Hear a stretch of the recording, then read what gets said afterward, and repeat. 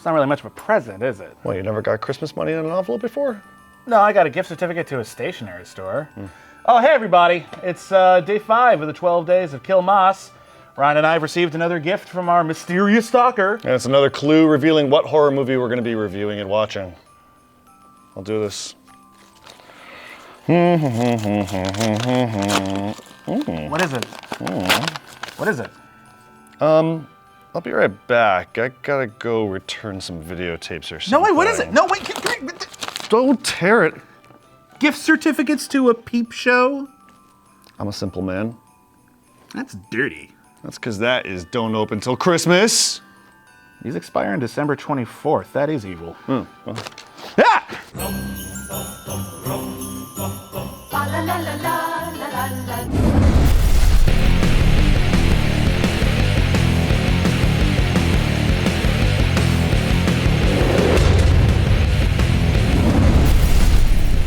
And they shouted out with glee. Oh, hey everybody, welcome back to the 12 Days of Killmas.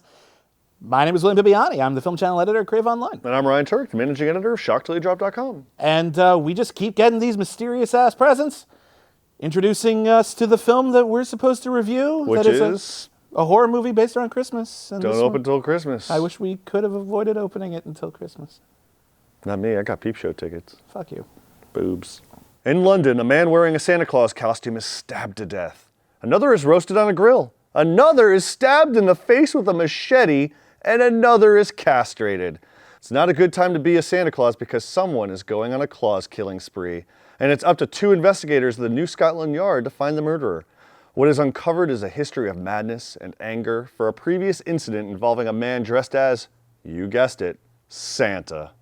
I'm going to admit that this is a guilty pleasure of mine. I love this movie for all the wrong reasons. It is flimsy as hell plot-wise. There's not much going on. The mystery is nil because you pretty much know who the killer is right from the get-go.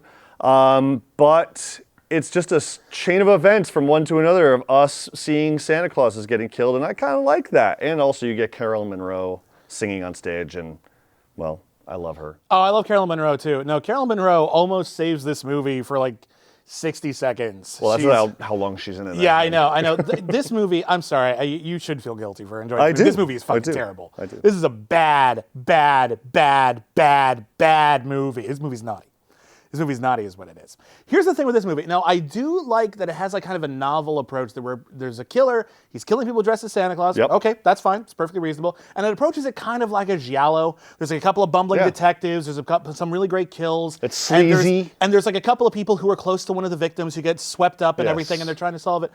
But the investigation goes nowhere. The civilian heroes are either boring or assholes or disappear for huge chunks of the film. Like that one guy disappears in the last act. The worst boyfriend in the world. Oh my God! He's like, hey, why did you go up with my friends? Oh, incidentally, we're shooting a porno. We're shooting a porno. Mind, do you? And by the way, she's dressed up. The girl that's being shot is also dressed like a Santa Claus. I'm sorry, girlfriend, that your father died because he was wearing a Santa Claus outfit. Whoops. He is the worst boyfriend. She stays with him. She does. Yeah. She doesn't break up with. Oh God, it's terrible. This movie had a lot of post-production woes. And there's a lot of sequences in it that are completely unrelated to anything. They just feel like they're padding it out. They'll just cut to like a really extended Santa Claus murder and a Carolyn Monroe cameo. Why? We could get Carolyn Monroe. You know who is the most interesting character of this film is the girl that works in the peep show.